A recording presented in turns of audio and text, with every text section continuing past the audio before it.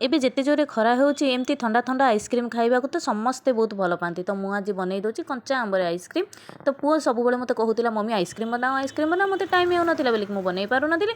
ତେଣୁକରି ମୁଁ ଆଜି ସବୁ କଞ୍ଚା ଆମ୍ବ ଯେହେତୁ ପତିଦେବ ଆଣିଥିଲି ତାକୁ ହେଉଛି ମୁଁ କାଟି ଦେଇକିନା ଗୋଟେ ଗ୍ରାଇଣ୍ଡର ଜାର୍ରେ ଦେଇଥିଲି। ତ ତାପରେ ଚିନି ଦେଇଥିଲି। ଚିନି ଦେଲା ପରେ ସେଥିରେ ମୁଁ ପୋଦିନା ପତ୍ର ଆଉ ଧନିଆ ପତ୍ର ଦେଇକିନା ଅଳ୍ପ ପାଣି ଦେଇକିନା ତାକୁ ବଢ଼ିଆ ସେ ଫାଇନ୍ ପେଷ୍ଟ କରିଦେଇଥିଲି। ସାଙ୍ଗମାନେ ଆପଣମାନେ ତ ମୋ ଭିଡ଼ିଓ ଦେଖୁଛନ୍ତି କିନ୍ତୁ ସବସ୍କ୍ରାଇବ୍ ଜମା ବି କରୁନାହାନ୍ତି। ଯଦି ସବସ୍କ୍ରାଇବ୍ ନ କରିବେ ମୋର ଏମିତି ନୂଆ ରେସିପି ମୁଁ ଆପଣମାନଙ୍କ ସହିତ କେମିତି ସେୟାର କରିବି ଆଉ ଆପଣମାନେ କେମିତି ଦେଖିବେ। ମୁଁ এই ଭିଡ଼ିଓ ବନେଇବା ପାଇଁକିନା 4 ରୁ 5 ଘଣ୍ଟା ଟାଇମ୍ ନେଇକିନା ବହୁତ କଷ୍ଟ କରିକିନା ବନାଉଛି। ପ୍ଲିଜ୍ ସାଙ୍ଗମାନେ ମୋ ଭିଡ଼ିଓକୁ ହେଉଛି ସବସ୍କ୍ରାଇବ୍ କରିଦିଅନ୍ତୁ ନା।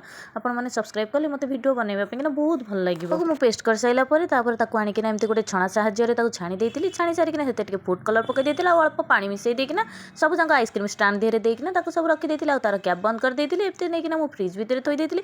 ତଳ ଫ୍ରିଜ୍ରେ ରଖୁଥିଲି ଜାଗା ହେଇନଥିଲା ବୋଲିକିନା ଉପରଟାରେ ନେଇକିନା ରଖିଦେଇଥିଲି। ରାତି ସାରା ଫ୍ରିଜ୍ରେ ରହିଲା ପରେ ସକାଳକୁ ମୁଁ ଏଇଟାକୁ ଆଣିକିନା କାଢ଼ିଦେଲା ବେଳକୁ ଦେଖନ୍ତୁ କେତେ ସୁନ୍ଦର ଭାବରେ ସେ ଜମି ଯାଇଥିଲା ଆଇସ୍କ୍ରିମ୍। ଆଉ ଆଇସ୍କ୍ରିମ୍ ଗୁଡ଼ାକ ଆପଣମାନଙ୍କୁ କେମିତି ଲାଗିଲା ଏଇ କଞ୍ଚା ଆମ୍ବର ଆଇସ୍କ୍ରିମ୍ ଆପଣମାନେ ଆଜି ପର୍ଯ୍ୟନ୍ତ ବନେଇକି ଖାଇଲେଣି କି ନାହିଁ କମେଣ୍ଟ ମାଧ୍ୟମରେ ମୋତେ ନିଶ୍ଚୟ ଜଣାଇବେ। ଏମିତି କଞ୍ଚା ଆମ୍ବର ଆଇସ୍କ୍ରିମ୍ ବନେଇକିନା ଖାଆନ୍ତୁ ଆଉ ଖରାଦିନେ ଆଇସ୍କ୍ରିମ୍ର ମଜା ନିଅନ୍ତୁ। ରହିଲି, ଜୟ ଜଗନ୍ନାଥ।